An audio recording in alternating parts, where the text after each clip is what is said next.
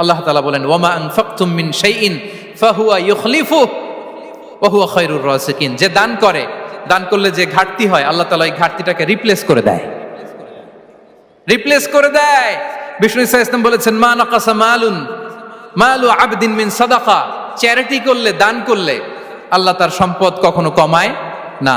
প্রতিদিন সকালবেলা দুজন ফেরেশতা নেমে বলতে থাকে আল্লাহুম্মা আ'তি মুনফিকান খালাফা, আল্লাহুম্মা আ'তি মুমসিকান চালাফা।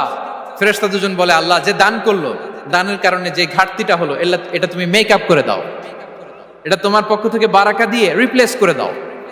আর যে ধরে রাখলো, কৃপণতা করলো, ওর সম্পদকে আল্লাহ তুমি ধ্বংস করে দাও। ওয়াল ইয়াদু বিল্লাহ। আমরা যেন দান করি। এরপরে বিষ্ণু ইসা ইসলাম বলেছেন বেশি বেশি হজ উমরা করলে, বেশি বেশি যদি কারো সাধ্য থাকে, ফিনান্সিয়াল ক্যাপাসিটি থাকে, বেশি বেশি হজ উমরা করলে তার রিজিকে বারাকা নেমে আসে। সব শেষে হচ্ছে দোয়া করা।